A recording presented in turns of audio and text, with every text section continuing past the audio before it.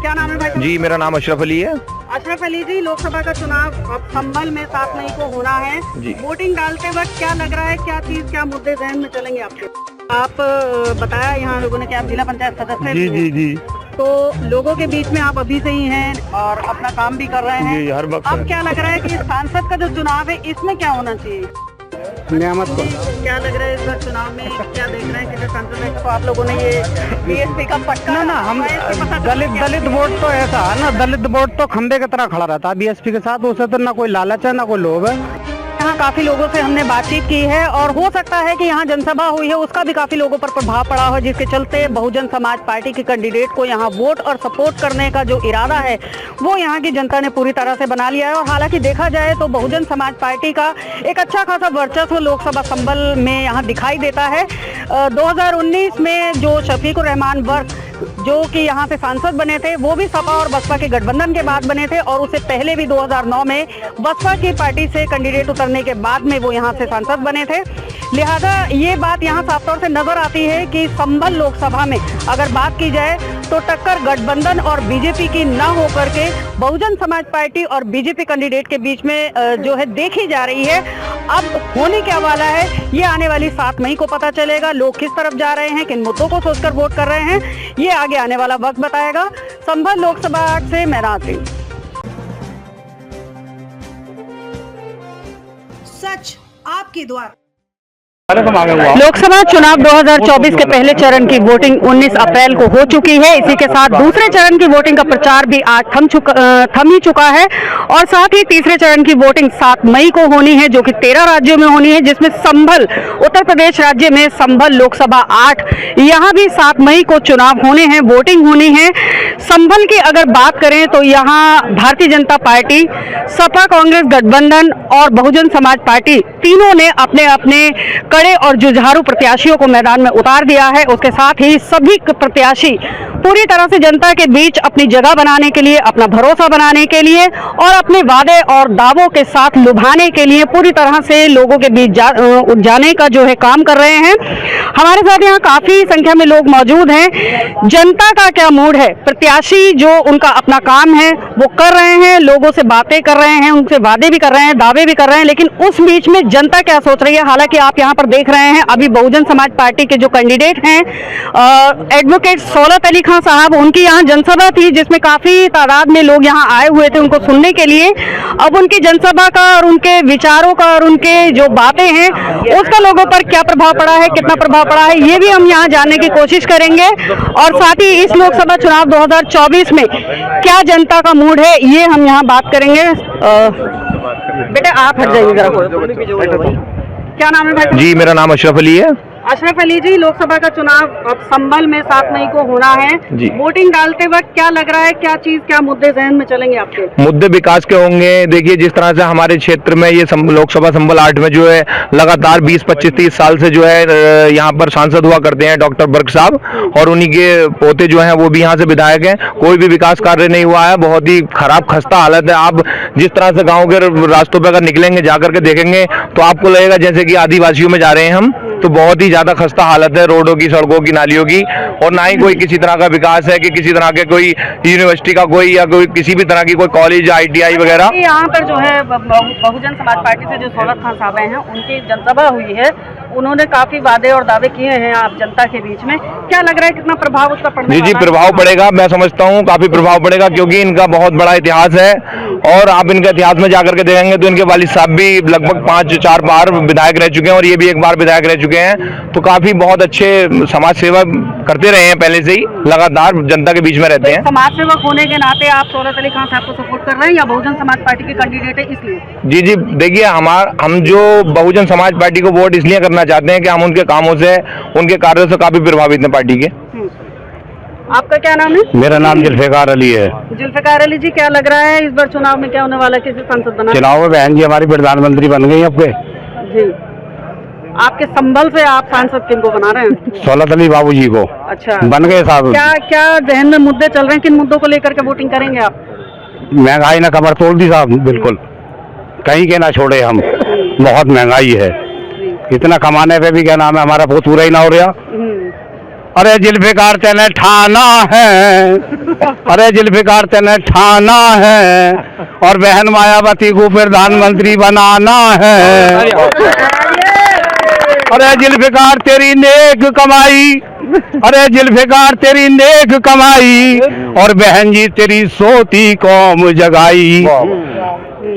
मतलब आपको लग रहा है कि अब जो पिछले 10 साल से शासन चल रहा है बीजेपी का, वो तो कह रहे हैं कि हमने महंगाई भी कम करी है, हम लोगों का भला कर रहे हैं और खासकर किसानों का भला कर रहे हैं, सबका साथ सबका विकास, तो इस पर क्या लग रहा है? इस पर काम नहीं हो रहा है, विश्वास नहीं हो रहा है क्या? अरे मैं, आप ज्यादा खाओगे तो मैं रो पड़ूंगा। मेरे 750 किसानों को इनने मार डाला। देखो, मैं किसान यूनियन के संगठन से भी हूँ। हमने किसानों का भी अपना समर्थन जारी कर दिया बाबूजी के लिए, बीएसपी के लिए। लग रहा है कि सरकार बदलेगी तो हालात बहन जी की बनेगी, अब बन गई। और एक तरफा हो जाए, हमारे भाई जितने भी हैं एक तरफा वोट गिर दो आपके। क्या नाम है आपका? मेरा नाम रहमत हुसैन नंबरदार।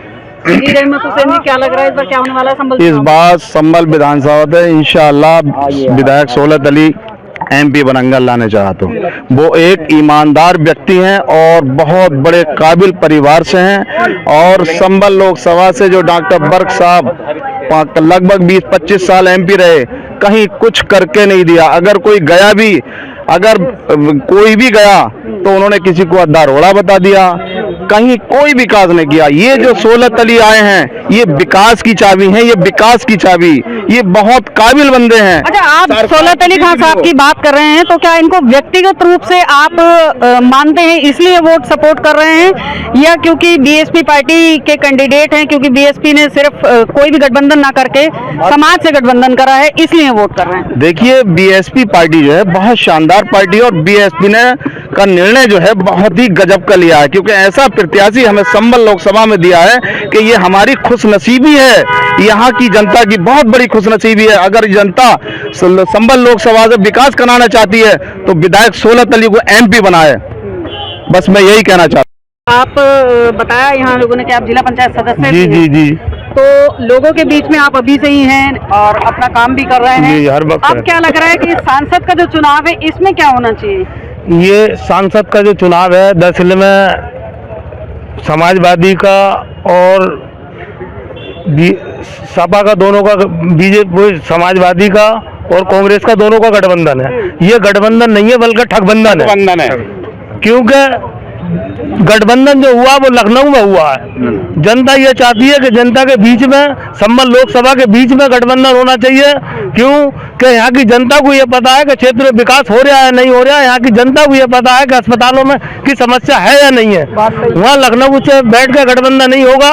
यहाँ की जनता ने ये फैसला लिया है कि इस बार बहुजन समाज पार्टी को हम अपना मतदान करेंगे और इस क्षेत्र का विकास करेंगे। आप जाके देखो, टूटी हुई सड़कें पड़ी हैं, तो ऐसी रोडें हैं जिसमें आपको नहीं लग रहा है कि क्योंकि यहाँ एक तो गठबंधन प्रत्याशी हैं, वो क्योंकि उनके पारिवारिक भी एक राजनीतिक इतिहास है, उनका पहले से चला आ रहा है, और वर्तमान में सांसद भी थे उनके दादा जो अब नहीं है, और अब ये बहुजन समाज पार्टी से जो कैंडिडेट हैं सोलत अली खान साहब, तो नहीं लग रहा है कि इन दोनों के बीच की फाइट का कहीं ना कहीं फायदा तीसरी पार्टी यानी बीजेपी कैंडिडेट को हो सकता है? बीजेपी कैंडिडेट को नहीं होगा।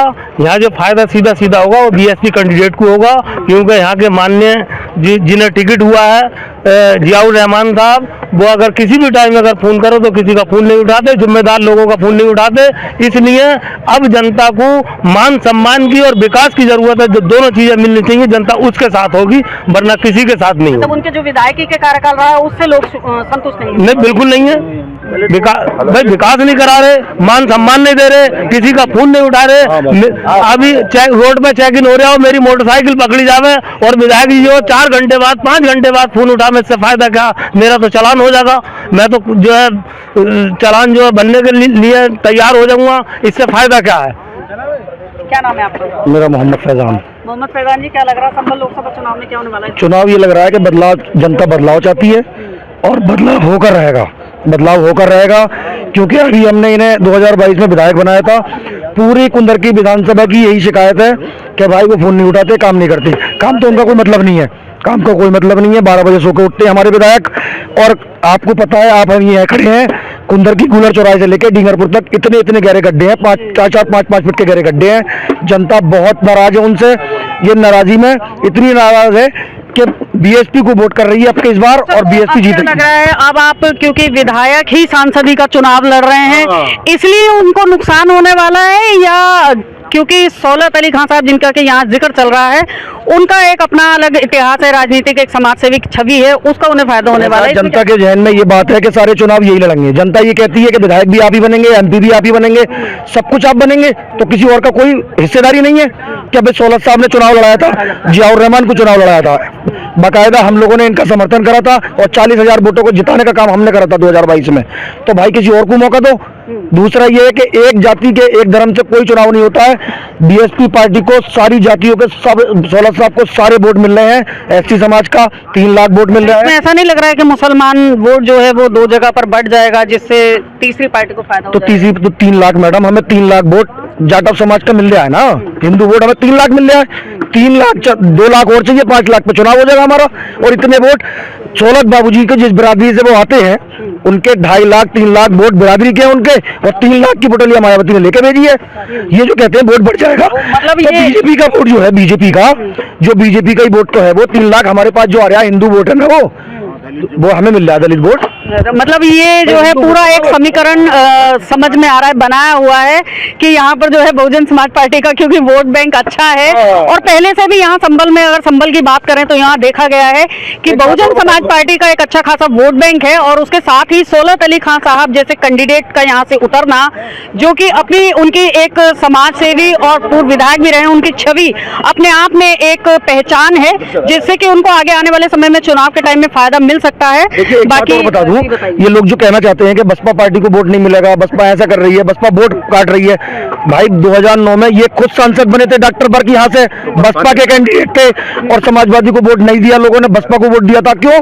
कि बसपा के पास वोट बैंक है, बसपा का अपना वोट बैंक है। और इस संभल विधानसभा, संभल लोकसभा का भी गढ़ कहा जाता है। संभल लोकसभा एक ऐसी लोकसभा है कि एक शानदार कैंडिडेट अगर कोई मिल जाए तो बसपा का वोट एक पूरी उत्तर प्रदेश के अंदर सबसे बढ़िया अगर कैंडिडेट कोई लड़ रहा है तो संभल लोकसभा पे सौलत अली लड़ रहे हैं, बेहतरीन चुनाव लड़ रहे हैं। और इसके बीच भी, इसके बाद में हमें आज बीसी का समर्थन भी मिला है, बीसी समाज का समर्थन हुआ है आज, आपने देखा है। इंशाल्लाह सौलत अली जीतेंगे यहाँ से। 19 के चुनाव में भी दलितों ने जिताने का काम किया था। आपका नाम क्या है? मेरा नाम सतीश चंद्र है। सतीश चंद्र जी, क्या लग रहा है, क्या सोच रहे हैं इस बार लोकसभा चुनाव में? यहाँ संभल लोकसभा पे 2 बार, एक बार बहुजन समाज पार्टी से जीते थे, जो समाजवादी छोड़ करके आए थे डॉक्टर बर्क साहब, और दूसरी बार, अगली बार जो है अब 19 के चुनाव में गठबंधन हुआ समाजवादी और बहुजन का। जब गठबंधन हुआ तो यहाँ से जो जिता करके उन्हें भेजा था वो दलित समाज ने भेजा था। इसको इस लोकसभा सीट पर आपका ये कहने का मतलब है कि संभल में बहुजन समाज पार्टी का अपना एक वोट बैंक बहुत बड़ी तादाद में, जिसकी वजह से यहाँ कैंडिडेट, और वो वोट इकट्ठा रहता है, और वो पार्टी के साथ है, बहन जी के साथ है। बहन जी को प्रधानमंत्री चेहरा देखना चाहता है ये दलित वोट। नियामत को क्या लग रहा है इस बार चुनाव में, क्या देख रहे हैं किसी संसद? वैसे तो आप लोगों ने ये बीएसपी का पटका ना हम दलित वोट तो ऐसा है ना, दलित वोट तो खंबे की तरह खड़ा रहता है बीएसपी के साथ। उसे तो ना कोई लालच है ना कोई लोभ है, निःशुल्क वोट देता है। अच्छा, ये भी तो है कि सरकार जो 5 किलो फ्री राशन दे रही है, उससे कहीं ना कहीं गरीब आदमी जो है भाजपा के पाले में जा रहा है। लुटाई है, ये तो गुलाम बना रहे हैं। 5 किलो राशन जो है ये पब्लिक को गुलाम बनाया जा रहा है, ये तो एक लालच दिया जाए, इससे कोई फायदा ना। सारे रोजगार खत्म हो गए, सारी शिक्षा खत्म हो गई, सारे अस्पताल खत्म हो गए, इससे जनता को कोई फायदा ना। अगर जो 5 किलो राशन पर ध्यान दे रहा है वो अपने आप को खत्म कर रहा है। जनता किन ना संभल की जो जनता है, ऐसा नहीं है जो आप बता रही हैं कि सपा का कोई गढ़ नहीं है। यहाँ जो गढ़ है वो मुस्लिम बाहुल्य सीटें हैं, मुस्लिम जिधर वोट दे दे वही सीट जीत जाती है। तो सपा का तो ये वोट ही ना मुश्किल से 10-5 हजार यादवों का वोट होगा। ये तो यहाँ संभल में क्या जब चुनाव होगा तो हिंदू मुस्लिम देख करके होगा या अपने मुद्दों पर वोटिंग होगी? मुद्दों पर होगा, विकास पर होगा ना। यहाँ जो सपा के प्रत्याशी रहे हैं गठबंधन से बने थे, बसपा के अगर वोट ना मिलता तो तब भी वो सांसद ना बनते। बर्क साहब जो सांसद बने थे वो बीएसपी के वोट से बने थे। अगर बीएसपी वोट ना देती उस समय भी गठबंधन में तो सांसद नहीं बनते वो कभी। यहाँ काफी लोगों से हमने बातचीत की है और हो सकता है कि यहाँ जनसभा हुई है उसका भी काफी लोगों पर प्रभाव पड़ा हो, जिसके चलते बहुजन समाज पार्टी के कैंडिडेट को यहाँ वोट और सपोर्ट करने का जो इरादा है वो यहाँ की जनता ने पूरी तरह से बना लिया है। और हालांकि देखा जाए तो बहुजन समाज पार्टी का एक अच्छा खासा वर्चस्व लोकसभा संबल में यहाँ दिखाई देता है। 2019 में जो शफीकुर रहमान वर्क जो कि यहाँ से सांसद बने थे वो भी सपा और बसपा के गठबंधन के बाद बने थे, और उससे पहले भी 2009 में बसपा की पार्टी से कैंडिडेट उतरने के बाद में वो यहाँ से सांसद बने थे। लिहाजा ये बात यहाँ साफ तौर से नजर आती है कि संभल लोकसभा में अगर बात की जाए तो टक्कर गठबंधन और बीजेपी की न होकर के बहुजन समाज पार्टी और बीजेपी कैंडिडेट के बीच में जो है देखी जा रही है। अब होने क्या वाला है ये आने वाली 7 मई को पता चलेगा। लोग किस तरफ जा रहे हैं, किन मुद्दों को सोचकर वोट कर रहे हैं, ये आगे आने वाला वक्त बताएगा। संभल लोकसभा से मैं नाजरीन।